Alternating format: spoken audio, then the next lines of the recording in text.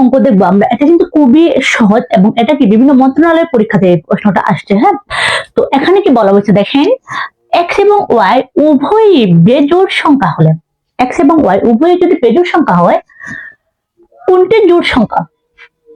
আচ্ছা, এক্স এবং ওয়াই উভয়ই বেজোড় সংখ্যা। আচ্ছা ধরো 1 এবং 3, 1 যদি আমরা গুণ 3 দেই, তাহলে এটা কিন্তু 3 হয়েছে গুণ করে।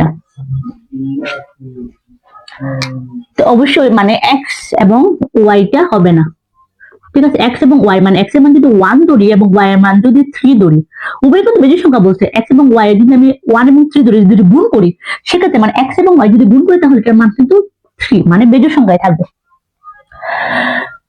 তো এখন আমরা আমাদেরকে কি বলা আছে, বেজোড় সংখ্যা হলে কোনটি জোড় সংখ্যা হবে?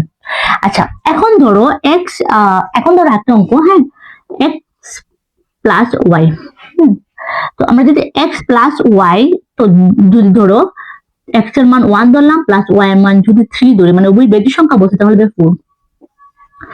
তাহলে এক্স প্লাস ওয়াই সমান 4, মানে এটাই হবে উত্তর, ঠিক আছে? কারণ এখানে যদি আমি একটা বেজোড় সংখ্যা ধরি, দুটো যদি আমরা বেজোড় সংখ্যা ধরি, তাহলে আমাদের উত্তরটা বের হবে জোড়। যদি আমরা বেজোড় সংখ্যা ধরি তাহলে আমাদের উত্তরটা বের হবে জোড়, ঠিক আছে?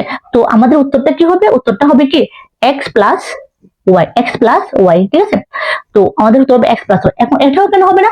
কারণ যদি আমরা এটা যদি বেজোড় সংখ্যা ধরি, ধরো এখানে 1 এবং এখানে 3 ধরি, তাহলে 3 কে 3 প্লাস 1 সমান হবে 4, 3 প্লাস 1, ঠিক আছে? এমন ধরো উভয় বেজোড় সংখ্যা হচ্ছে 1 গুণ 3 সমান 3 প্লাস এখানে ধরছে 1 সমান 4।